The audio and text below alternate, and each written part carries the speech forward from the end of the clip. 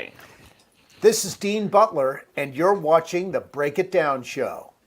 This is great, man. I love it. I love that we get to do these things and have these conversations. You and I both know Alison, and she's been on the show, and I've been on her show. So I'm sort of in the family. Not only that, but the folks that run that Cherry Blossom Festival out there in Missouri. I know those Yes. guys too. You know. Oh boy, yeah, that's a little slice of that's a slice of Americana that's very unusual. That's one of the more unusual events that I've ever been to in terms of its scope of people Yeah. that go there. You know, Yeah. yeah, it's a very interesting mixture of people. Yeah, and sort of down there, well, not far at all from Mansfield, and the ancestral home of Laura Ingalls Wilder, and the guy that you played on Yeah, Little House in the Prairie, yeah, Almanzo it's the Wilder. mother. It's the mothership, no question. Mansfield Yeah, is the mothership of Little House. you know, it seems like when you have people who are around for old settlers' day, up north and everything. And then, Laura and Almanzo lived for a long time. It seems like that's a long, long time ago, but really, it's just not. I mean, she dies No, what in 49 or something like no, that? actually, no. No, She 59. dialed in 50, and I think in 57 is what? No, Yeah, 59. Let's see. No, I right think around that time. 1957. Yeah, Yeah. yeah. And then Almanzo, the guy that you played on Little House, he dies, basically 10 years before. These are Oh, people wait a that were minute, Pete. born. You've got me wondering about it now. I do I have to get out and Google this? I hate getting that wrong. Well, let's not get it wrong. I'll do the late Googling. You do late the talking. 50s is when she passed. Late 50s. Yeah, late 50s. Their daughter passes in 69, I think. Like it was also like every 10 years we Yeah, lost one of them. yeah, It's yeah. just not that long ago, I No, mean, no, it's not. it's an amazing Actually, story. Yeah. yeah, it is. Well, I mean, when you think that Laura began her life crossing the country in a covered wagon and finished her life flying cross country on an airplane on a commercial airliner, that's a she lived through some of the most extraordinary advances in sort of human technology ever in sort of Yeah. this big incremental sense. I mean, from no flight to commercial flight, we're seeing these huge growths in technology and what we have access to. But when you think of horse and buggy to the automobile to the simplest airplane to, I mean, all of these things that she saw and the very beginnings of the space program with the first rockets going up and so on, it's pretty remarkable what she saw. Yeah.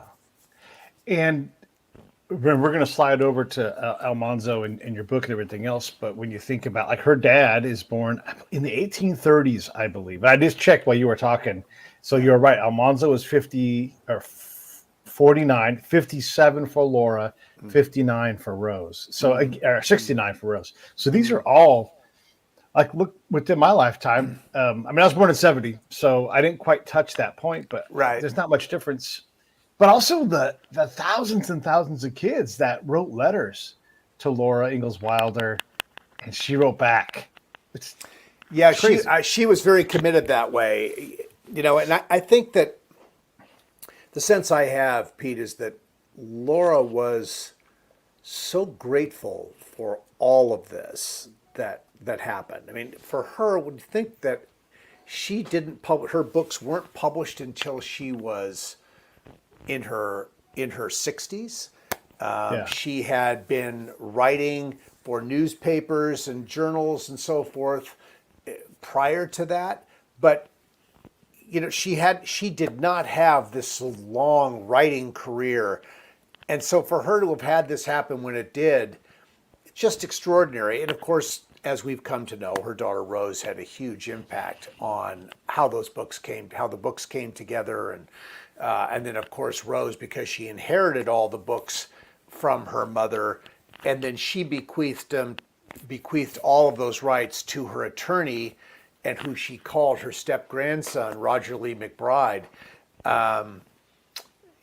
That's what led it directly to television. That connection between Rose and Roger McBride was what brought it to TV. So these things happened relatively quickly once it started to move in that direction. Let's actually talk about you for a little bit. So, but it is important to recognize just that time. I think this is still true that one of, it's going to fail me now. John Tyler, President Tyler's grandkids are still alive. I know until recently there were two. And if it's not John Tyler, then it's further back. But Van Buren, Martin Van Buren. I think that's who it is. Okay. One of his actual grandkids, not great grandkids. I think one of them is still left. Wow. That's how young as a nation we are. And that dude was president before all of that. So it's an amazing. Yeah. You go ahead. No. I just, thinking about just jumping back to the Cherry Blossom Festival that we started with, going there and meeting the grandson of, immediately following Roosevelt. Truman? Truman, yes. President Truman's grandson, and meeting the granddaughter of President Eisenhower. And, we have this long connection with people who have been influential in our country, and places like the Cherry Blossom Festival in Marshfield are a place where those people come together, and you celebrate the goodness of the country, regardless of political affiliation. You're celebrating the goodness of the country and leadership and what the country means to people beyond the policy. And I think it's very helpful and positive to be able to do that. So I looked it up while you were talking again too. So it's John Tyler, who was president in the 1840s, has one grandkid left. And granted, he had a long life, had a lot of kids. His son, long life, a lot of kids late in life. And so there's a little, but it is possible right now to say that this is true, that John Tyler's grandkid in his 90s, but he is still with us. And so it is. That's amazing. Yeah. I mean, it's amazing that John Tyler could father a child that could get him a living grandson. I mean, that's pretty amazing. Yeah, it is. It is. Yeah. Okay, in your career, you played on shows a much shorter career.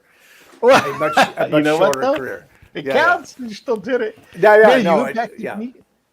I was just going to say, you impacted me as a kid. I mean, just thinking in general about, and I will ask you the other question later, but when I grew up, and I'm a little bit younger than you, like a full class generation younger, and so there was a reading program, at least here in California, where they would hand you the script for the week for a show. It could be The Incredible Hulk. It could be Little House on the Prairie. It could be The Waltons. White Shadow was one of them. So you would flip through and you would read out loud as a reading program, right?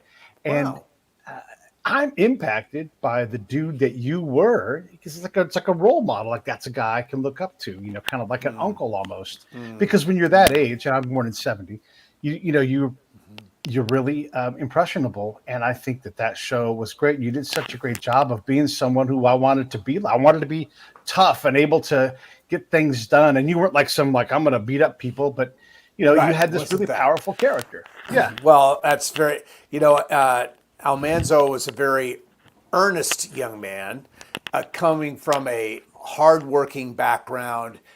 There was good principle there, good values.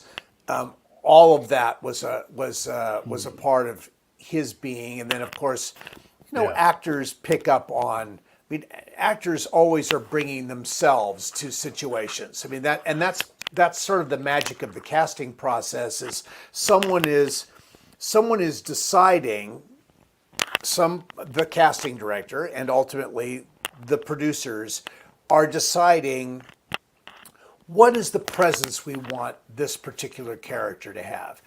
I had conversations with our casting director, Susan Sukman, as I was, during this last year, and talking about what were the important things that you were looking for, not only in my casting, but in everybody's casting? And really the thing that came up more often than not is that Susan was always looking for people who would fit into this world, this Walnut Grove, Little House, period world, and be believable in that world. You know, there are actors that we all know and love that are very much creatures of contemporary culture.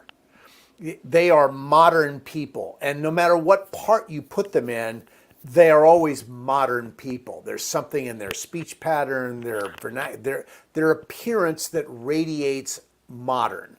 There are other actors who feel like they have come from another time, and when you put them in that other time, it just fits very naturally for them to be that. And I think that's sort of who I was in the situation. I think I was very much raised to be this guy. And you don't know that when you're going into rooms to read and meet people for parts. But I've long said, Pete, that people get the parts, actors get the parts they're supposed to get. And you know, parts choose actors. It's in most cases. There are situations, depending on the size of the actor, where the actor can choose the part. But generally, the parts choose the actor. And you have to, you walk in with something that the person who is making those decisions looks at, sees, feels that organically, and they make this decision very quickly. This is like an 8-second decision. This is that you're right or you're not right. How right you are may be determined with further conversation. But people know instantly if you could be the guy or the girl in it for a particular part. And it's just very much, you know, human beings, we all make dozens of assessments about the people we meet the second we meet them. And we may be wrong. Doesn't mean we're right about the assessments we make, but we make very fast assessments about people, and it's very hard to change our minds on those assessments. And because we are intuitive creatures, we see and hear and feel what's coming off of somebody, and you make decisions based on that about who they are. So for casting directors, they know that not only are they making that decision, they're making that decision for themselves, but they're making those decisions for potentially millions of people who are watching these programs. Certainly in that era, not uncommon to have audiences of 15 to 20 plus million people a week. You're making a lot of judgment that has a lot of impact on the success on the audience appeal and success of a program. So these were very important jobs, and I just always say to people, Pete, and I feel this profoundly. I feel so fortunate that for whatever things that I projected walking in the door, I am so grateful that it was a positive and a good match for what Little House was. Because the show just goes on. Here we are celebrating 50 years now. Crazy, That's crazy. The show just goes on and on and on. Yeah, I'm so glad you talked about that, because one of the things that I've learned from this show is when you are an actor who's employable. There's all kinds of actors. You kind of mentioned this earlier, the size of the actor, but an actor who gets roles, who is able to portray the thing that they need. That means you've probably auditioned quite a bit. And you may not get the first 40 or 100 or however many auditions it takes, but at some point they're like, you know what? I know who we need. Let's get Dean Butler in here. I think he'd be perfect for this. And so the part has already started to choose you. Maybe there's 15 other Dean Butlers that are in the room, and that for sure happens. I've been in those rooms with my friends who've tried out for parts and everything. But if you're seasoned, you know, like this is part of the deal, right? And you also know that your agent has said, hey, go to this thing. They got their eye on you because they've done their job. So Is that sort of the path on how this gets to you? We're like, hey, Dean, here's a good one, and I think that they have their eye on you. Or what was that like Well, when you got that role? I think in the very beginning, I mean, look, I had done one large piece of work in advance of Little House. It was, a movie of the week for CBS this was essentially a similar character. This was based on Judy Blume's novel Forever. I did this opposite Stephanie Zimbalist back in the late 70s, 1977. That was out there, which got me the right agent. And agents are gatekeepers, as are casting directors, and you want to, if you are a young actor in the community, you want to be with a gatekeeper, an agent, whose company or whose force of personality puts the parts that they are pitching for at the highest possible level. There are agencies that specialize in or that represent the talent that goes in for the biggest parts, and there are agencies that represent the talent that tends to go in for the medium-sized parts, the supporting parts, and those under 5 parts, of which there are many out there. So having the agent that has the access to the larger parts is a huge thing. Now, when I got Forever, I was with a regional agent in San Francisco who represented the whole spectrum of talent in the San Francisco Bay Area. When I came to Southern California, because of Forever, I was able to sign with an agent that represented top tier talent. So immediately that put me in rooms that a different kind of agent never could have gotten me into. So that was that was an incredibly fortunate thing. Now look, you said something earlier that was absolutely true. You could go in for 20, 30, 40 parts and nothing happens. I mean, over the course of a career, probably the average working actor over the course of a career may get 5% of what they audition for.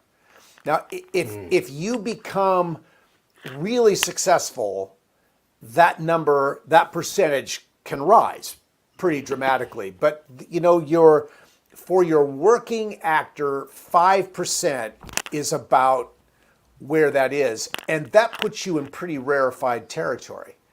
Because these jobs, there are people who are very talented, who work so hard, and they rarely, if ever, get any opportunity. Maybe they're getting 1% of what they go up for. They're getting 2%. I don't know. I mean, I think it's very challenging to stick at that point. You have to be getting enough encouragement to say, I have a shot at making a living at this. And I feel very fortunate that for 20 years I was able to make a living as an actor, which is, and get the credits to qualify for a pension and all of that. I feel very, very fortunate that I had that level of success. And that is a relatively small number compared to those who try, and so I really sort of, think, wow, was I very fortunate to, and a lot of that, it comes off your representation. It comes off the thing that you did before that leads you to the next thing.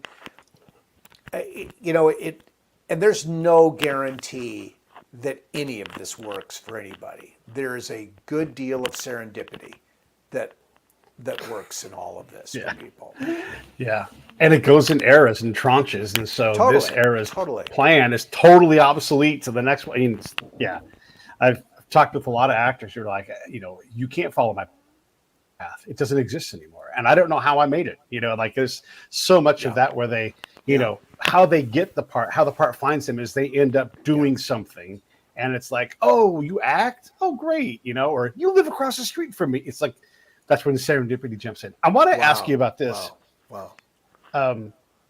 You play these roles, Judy Blume, right? Hyper influential for the youth of the latter part of the 20th century. Hyper important. Yeah. Powerful female characters like Stephanie Zimbalist in that. I mean, I remember this show, Gidget, right? You're in there. We have this very modern representation of a lady. You're in this program as well, and of course, I mean, I don't know if there's anybody who's more. I mean, Almanzo, and when he was born and how he respects Laura, it seems like you're built for those kind of parts as well, as like you can say, this is a powerful woman. I know how to be a man, but let her be herself. And I don't know. I mean, maybe I'm making too much of that. No, I don't think so at all, Pete. I think that's really insightful. I was raised in a family, in a very strong matriarchal family, with a great deal of respect for the women that were raising me. You know, so I have always had this. I think, look, I can't say where I fall on the spectrum of, men who are highly respectful of women. But that's my orientation. First, I see, I was raised to respect what women brought to the table in terms of having a successful family. And stepping into the world of Little House, it's women who really ensured the settling of America. It's not. I mean, men went out on their horses and with their guns, and they fought the battles and they did all that. But the only reason they stayed anywhere is because of their women and children. That's why they stayed. Otherwise, a lot of men might have kept moving. That was one of the wonderful story points in Little House with Charles Ingalls, who had eternal wanderlust. He would have kept moving. Finally it was Caroline who said, "We're going to stop moving. We need to stay somewhere and build a life for our children." And it's women, I think, historically, and maybe not exclusively in that, but women create the need. Women bring the need for roots. They bring the need for stability and in their raising of children, and obviously children. That role has altered and changed and evolved through the years, but you still, in order to be successful at that, have to find yourself in a place where you are going to commit to being for a period of time so that your children can be raised in some environment where there's consistency. I grew up in an environment where I went to school. I graduated from high school with the same core of people I started kindergarten with.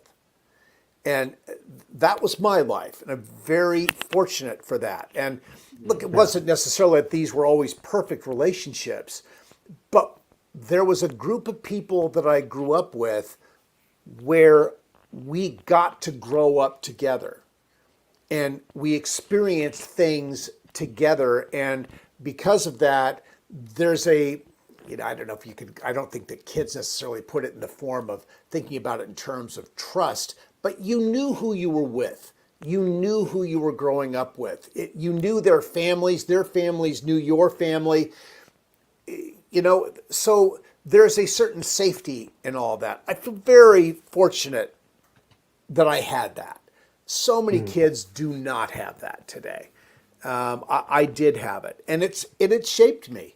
It made me who I am. It made me the guy who, when I walked in the room to meet with Susan Sukman and later with Michael Landon, that whether they knew nothing about my life biography, but you bring these things in the room with you when you come, and you don't know that you're bringing it. It's not something you're conscious about. You're just bringing it. It's that essence of who you are that comes in the door with you, and people see it or they don't see it. But if they see it, they get it, and that becomes the thing that drives their decision making about whether you're the right guy for their show. When you think about a place like DeSmet in the Yes. mid late I've been to 1800s, right? Yes, yes. there I've been are yeah. is I will say the word. This is very much on topic when people criticize Laura Ingalls Wilder for, but there's nobody there. Like there's just nobody there. There's not even you couldn't even fill a small high school with the amount of people that lived there in 1890 after it had had over 10 years to blossom into something. This is a very hard to get place, and so when Almanzo. And I don't know how much you've read the different texts in the books, and again, who knows when the fiction starts and the truth stops in those things. But well, as Laura said, that my books are the truth, but not all the truth, is what Laura said. Exactly, yeah. About them. So there was more to this than perhaps what was on the page of her books, but the essence is right. But go ahead. Yeah, sorry. Well, the courting process, right? And so back then. The age gap between these two, or maybe it's inappropriate, maybe not. I don't know. But when you look around, not in the time. There's only not 4. in the time. It wasn't right. Yeah, and he goes to great lengths to make sure that Laura is taken care of as she's stepping out to become a teacher, and writing. I mean, we don't understand how cold it was just to survive back then. I can't even imagine. I think I was near DeSmet, a decade ago, shooting something. It was January. I have never felt cold like that in my life. Stepping out of my nicely heated SUV to shoot something and feeling this blast of cold go right through every bit of insulated clothing I had on, cutting me to the bone with cold. How any of these people survived that in those times, it is absolutely staggering to me how they, and it's no wonder that, look, the mortality rate was very high in that time. The things that people had to live through and overcome, and I think the Ingalls family as a family really struggled. I mean, they suffered from malnutrition. Laura is the only daughter who reproduced in the family, and she tried to do it twice, was successful once, and so many they were just hungry all the time, and how they overcame all that and managed just to survive themselves, much less. I mean, it's understandable. Well, they were little people. I mean, Laura stood maybe 5 feet. Almanzo stood maybe 5'6", 7", something like that. I mean, now when we see people and they walk in the room and everyone's 6 feet or 6'5" or whatever they are, that's a direct connection to nutrition. And when we think, well, we eat a lot of processed food and we eat a lot of things that aren't necessarily good for us, but we're eating a lot of calories. We get, if you want it, they may not be the most healthy calories, but you're getting a lot of calories and people grow. In that era, in Laura's time, a lot of deprivation going on, and the weather's a part of it. Just the rugged land. Think how the U.S. government, with the Homestead Act, thought we're going to send people out into the Midwest, do plots of land. We're going to ask them to plant trees so we can forest this part of the country because there just aren't enough trees there.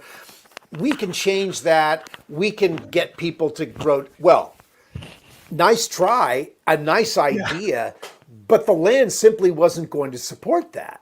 There wasn't enough rain there to support that kind of. Now, you go to DeSmet, you go to Walnut Grove, you go to these places. There are places where trees grew, and the shade that you get there during the summers because it's very hot.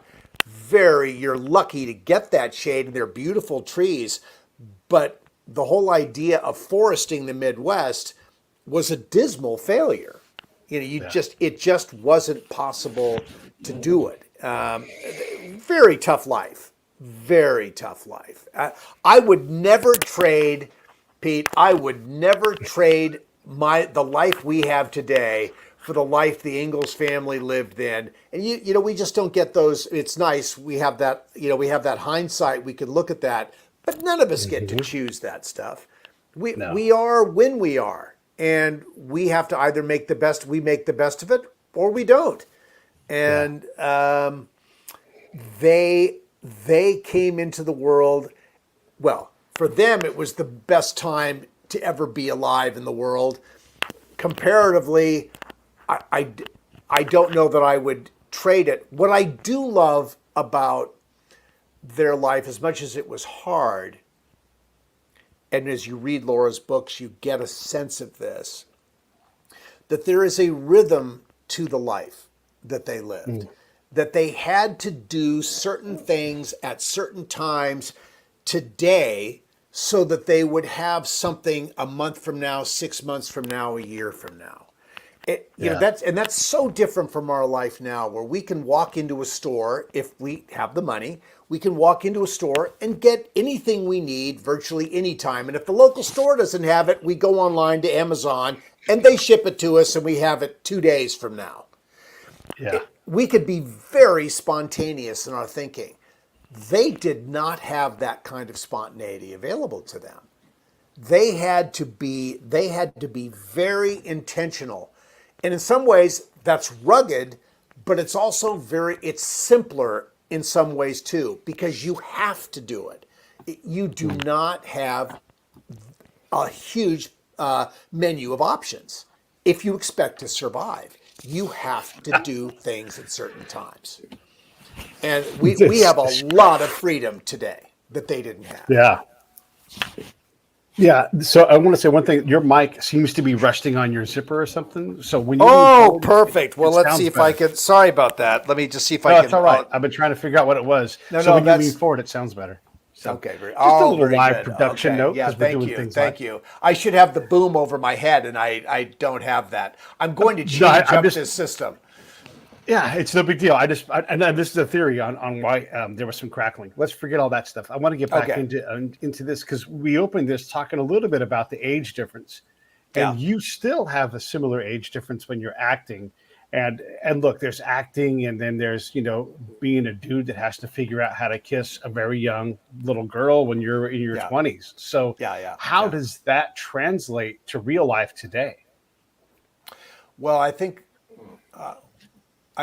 that in terms of today, I don't think there was ever a casting matchup like Melissa and I did that preceded that. There certainly has not been one like that followed us. And I would say in the culture as we live in it today, there's no way that casting would be done today. It simply would not be possible to do that casting today. There would be way too many restrictions. I think the only reason I think that we were able to do it is because NBC had such faith, or whether it was faith or just saying, you know, if Michael Landon's going to do this, he's going to do it. And we're not going to question him, because he's a force of nature. He has the Midas touch. Whatever he does works. Let's just stay away from this and let this happen. But I think Michael took a real gamble with this, but I think he also understood what was needed to make it palatable. They were never going to hire that, you know, if there is such a thing as a 23-year-old lady killer. You know, that was not going to be the guy they were going to hire for this.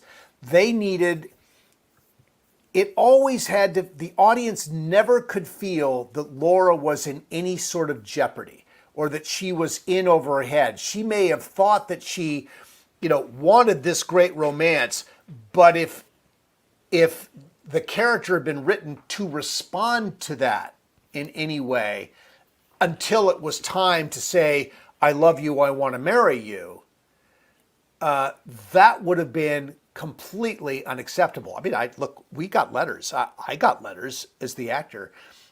I got some letter from a mother who wrote to me and said, how can I teach my daughter's values about waiting for when the time is right? And she's talking about having 13, 14, 15-year-old daughters, when here you are paired up with 15-year-old Melissa Gilbert on this show. this is not the example I'm trying to set for my children. Well, I Yeah. had nothing to, I had no effect on that personally, but I mean, all I could do was now I will tell you, Pete, that was a rare letter. That's the only letter like that I ever got. NBC may have gotten other letters like that, but I Yeah. only saw the one letter like that. And Melissa remembers it as being, look, it was tough for her. It was awkward for her. She didn't know quite how to play this because she didn't have any of that life experience. But, her recollection of this was that we did okay. We Yeah. we feel good about what we did. And the audience, I mean, if it had been really in some way uncomfortable to watch, the audience would have the audience would, critics would have commented on it. There would have been some blowback with 20 million people a week watching. There would have been some blowback, but we didn't really get anything like that. What people accepted it because of the way that it was done. It was simple and chaste and romantic in the sweetest, most benign way. And that's what it needed to be in order to work. It could not have been in any way overt, with Melissa being just 15 years old and me, towering over her by a foot, outweighing her by 80 something pounds. I mean, that just would not have worked at all. And that wouldn't have worked at any time. So, it was a function of Michael's way of doing it. He hired me because he sensed I was going to be a gentleman about all this, which, given the way I was raised, I was absolutely going to be a gentleman. And look, I'm not going to sit here and say in my dealings with young women throughout my life that I was always perfect, because I wasn't. I acted out on occasion, not some things I'm not proud of, but overall, those were very rare circumstances that happened. Generally, always in my head were the messages I got at home from my mother and my grandmother and my aunts and my sister, that women were to be respected. And that's what I came into the situation with. That was the dominant guiding principle that ruled everything I was doing. So that's what made it okay, I think. And look, and Melissa was very brave. Melissa, even at 15 years old, was a feisty, gutsy young woman. And she had this very simple look. I mean, there was nothing flamboyant about her at all. But Melissa had an inner core of courage and conviction that made it possible for her to do any of this. I think a lot of young actresses, if they were not as strong as she was at that time, might have folded under all of this. There was no fold in Melissa. She was all in, and she was going to be the Laura that she needed to be in order to make this work. And I did my part in that, and she did her part in that. And in the end, we came out okay at the far end of it. And the fact that people keep watching the program, loving the program, women approach me all the time telling me about the beautiful romance that they love between Laura and Almanzo. I think, we did okay. It may have been uncomfortable at times because of the age difference, but we pulled it off well enough for the majority of the audience to feel like, okay, these two people belong together. This works for us. And I'm very grateful for that. Do you recall who specifically directed and or wrote that episode, and what was their impact on how the two of you performed it? Are you talking about the Sweet 16 episode, the Kiss Yeah, episode? exactly. Yeah. Yeah. No, that was Michael's script. It was. Okay. Yeah, that was Michael's script, and Michael directed it too. Right. So, and Michael rewrote every script. He was the polish on every script that was done on Little House, and he was the writer of record on 60 something, I think around 60 episodes during the life of the series. But his mindset, his thinking touched every single script that was done, going right back to the pilot. He had, he would have put his stamp on that, given who he was, what he believed, what his sensibilities were. So, and he was a wonderful director to work with. He understood the camera. He certainly understood how to work with actors. He had a sense of rhythm and pacing and a visual style that was very compelling and beautiful for our show. And he surrounded himself with incredibly talented people behind the camera who were able to help him actualize this vision he had for the show. He was absolutely brilliant at it. Yeah. And it's Little House was the ideal or a vision of family that Michael, I think, dreamed of having himself as a kid. He did not have that as a kid. He grew up in a very tough circumstances with, two parents that really didn't like each other and didn't communicate very well. I mean, Michael developed his own set of coping and survival skills because of that were very important to him in his life. And it worked for him. I mean, he could have turned out very differently than he did, given the upbringing he had. But he wanted to turn, I think Michael was committed to turning his upbringing into something beautiful for people. And mission accomplished. Yeah, no question. Yeah. We got to do a little bit of work here. Everybody, look down below me. There's a link, and you want to get Prairie Man, My Life, My Little House, Life, and Beyond. Well, there's the Amazon link. It comes out in June. You can get in pre-sales now. Wherever you buy the book, go buy it at a local bookstore and pre-order it there. But you hear the words of Dean. And here's the other thing. You guys all know how to say this. Buddy, read this. Buy one for you. Buy one for your friend. And read it together. And there's the link right down there in the comments. If you look over there, you probably can click on it. It's fantastic. I love this whole universe. As an adult, I've been reading through Laura's books and the books about Laura. I mean, this intrepid lady gets into an open car with her daughter and her other lady friend and drive across the damn country, off-roading, all the way out to San Francisco. Like, this is just a remarkable. It blows me away when we look at. And I guess I want to talk a little bit about this part too. When the precious ones among us want to dig up Laura Ingalls Wilder and scold her and be like, hey, you're a bad person. Then you read the body of work and you're like, oh, come on. I mean, this is very rare. Did you have an actual person who's a pioneer write about that experience? And like all of us, there are missteps. There's missteps in the life then. There's missteps when you write it. Right. And if you take one line out of context, I just think it's unfair. I don't want to load this up too much for you, but this is an incredible person, an incredible American who does show us all of these things. Yeah. And I think we're all better for it.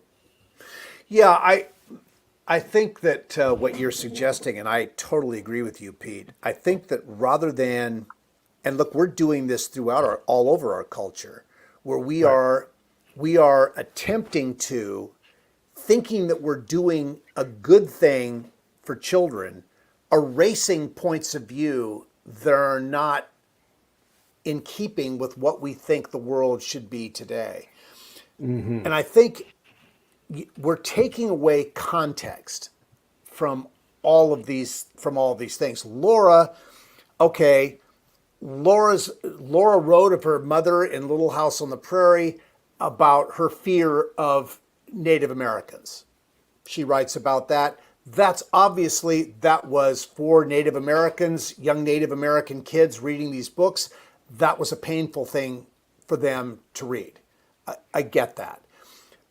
But Laura, in the very same book, talks about how her father had great empathy for Native Americans. And Laura loved looking at the children doing the Native American children doing what they're doing and loved their art and so on. There was perspective here, but Laura was giving voice to something that her mother was experiencing at that time. Doesn't make it right, doesn't make it wrong. It does make it what it was at the time. And I think we've we've evolved beyond that thinking.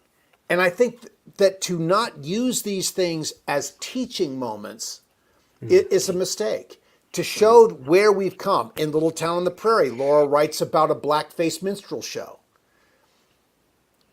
You know, that was in its time when this happened, those things happened.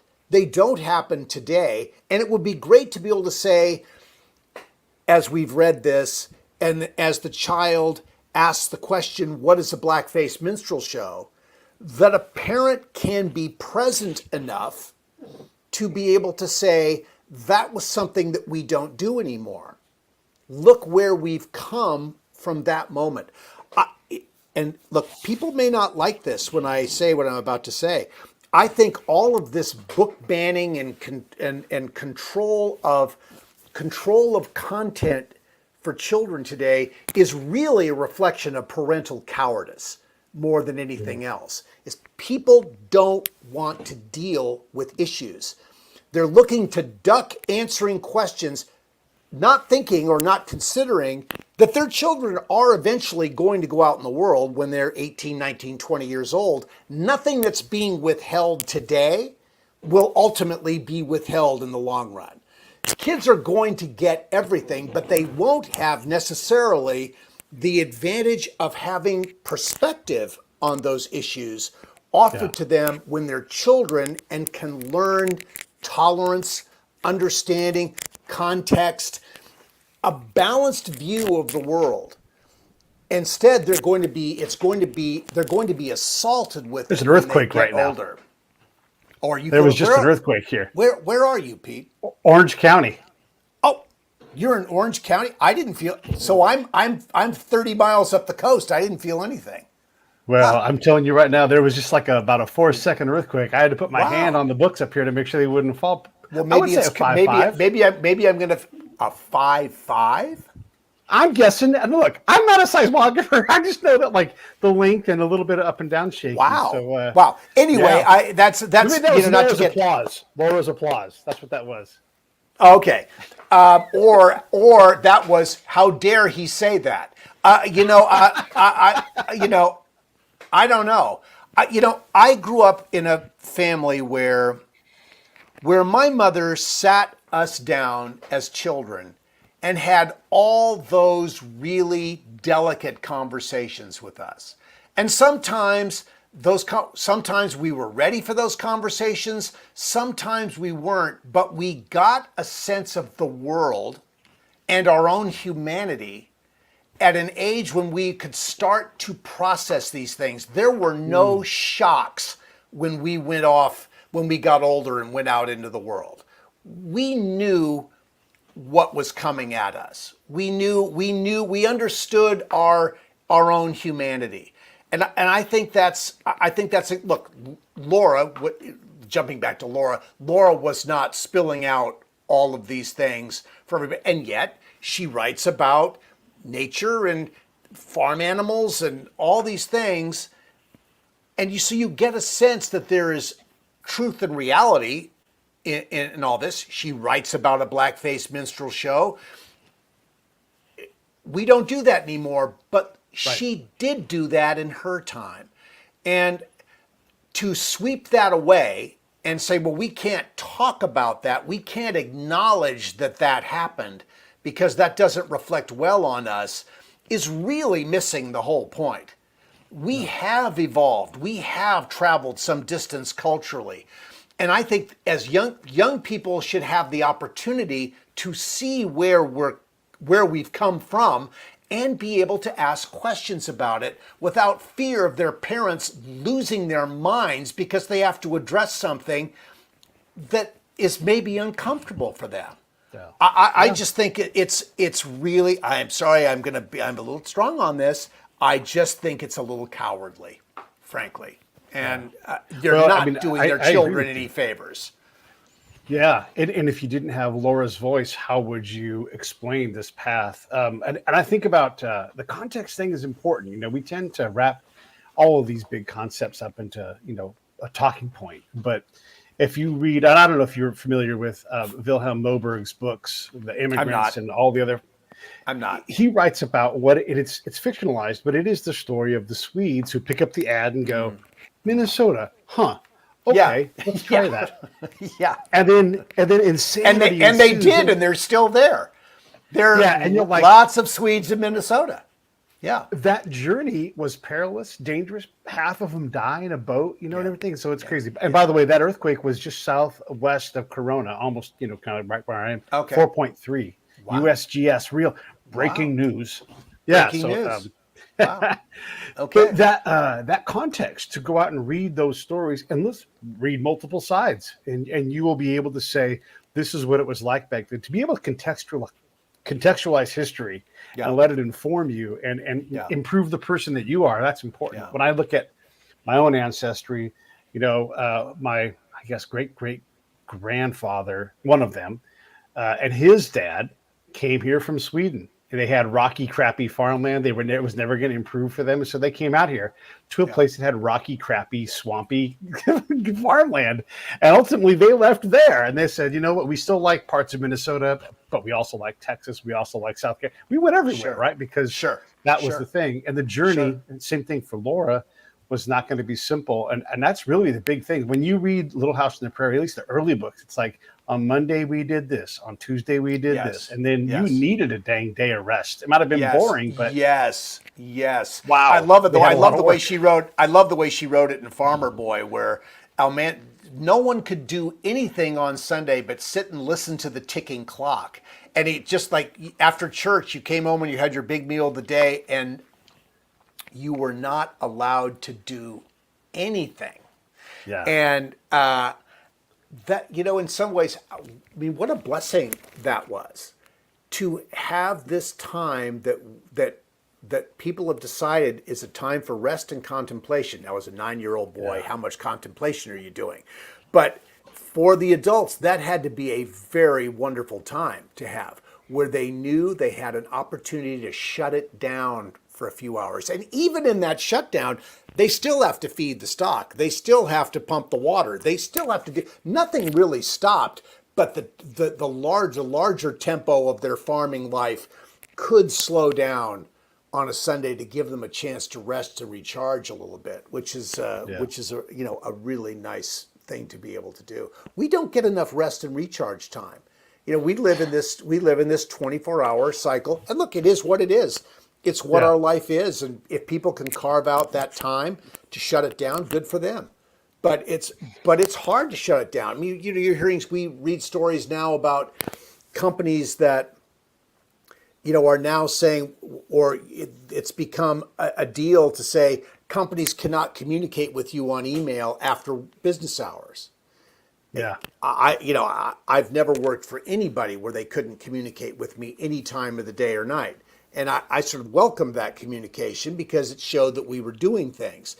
But there is a value in being able to shut it down for a while and just be with yourself, be with your loved ones, and have life be able to be simpler for a few minutes, or a few hours at a time on a given day. I think that's special and important and pays dividends for people. You could do work in the Little House universe as an actor, and who knows, maybe there'll be another project at some point. But did you realize when you stepped into this, and granted, Michael Landon was a mega star, but he became mega after because of Little House. And then, oh, by the way, the next show does great. So we can't forget like the time in those mid-70s when this thing was really getting big.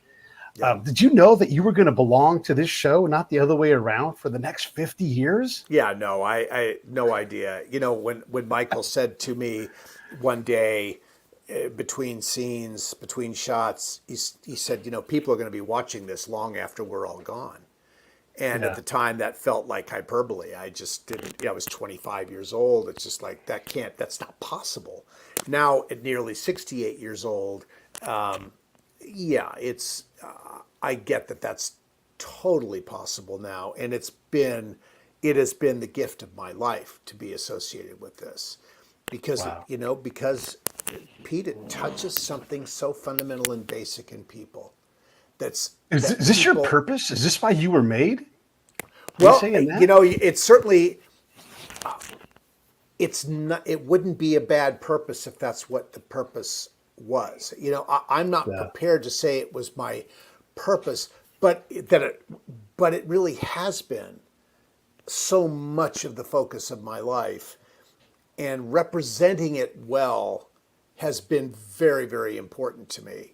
I always feel like when we go out and do personal appearances, and this year we're doing a lot of appearances related to the show, I always feel very strongly that I want people to come away from those interactions feeling like they've met the person that they've watched on television for the last 40 plus years. And obviously an older version of that person, but nonetheless, it's very important to me that people feel like they are getting what they're expecting.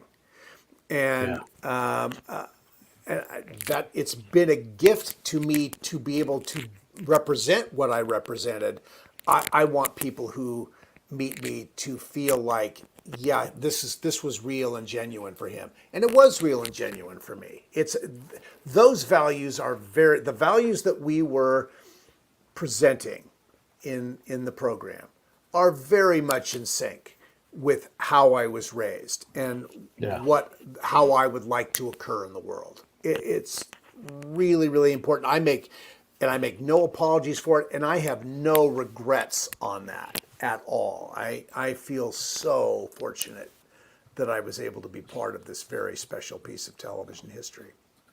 I want to sneak in one more fun question, and I have to ask because I don't know that I probably have had someone on the show who was on Love Boat. But Love Boat is such a great premise for a show because you get to bring all these people. You're like, oh my God, Charo. Well, Aaron Spelling built his entire company around this idea of stunt casting, with Love Boat, with Fantasy Island, with Hotel. These were Aaron Spelling owned ABC for more than a decade with all the things that he was making.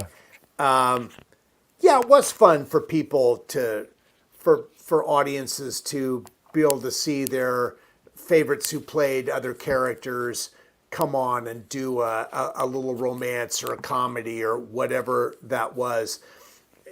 These were Love Boat and Fantasy Island and Hotel. Hotel probably dealt with more adult themes than perhaps than Fantasy Island did and than Love Boat did. But it was all about, a kind of fun escapism where you got to see people do something that they weren't normally doing. So those were fun things. I haven't seen any of those shows in years. I know like Love Boat was carved up into half hours. It was syndicated as a half hour, but I don't know how it works as a half an hour. It was written to be hours, and how you cut that up would be a really interesting challenge for a producer to do that and reshape it. But fun shows. Fun shows. Nothing earth-shattering there. Not important television, but a nice, fun escape on a Saturday night.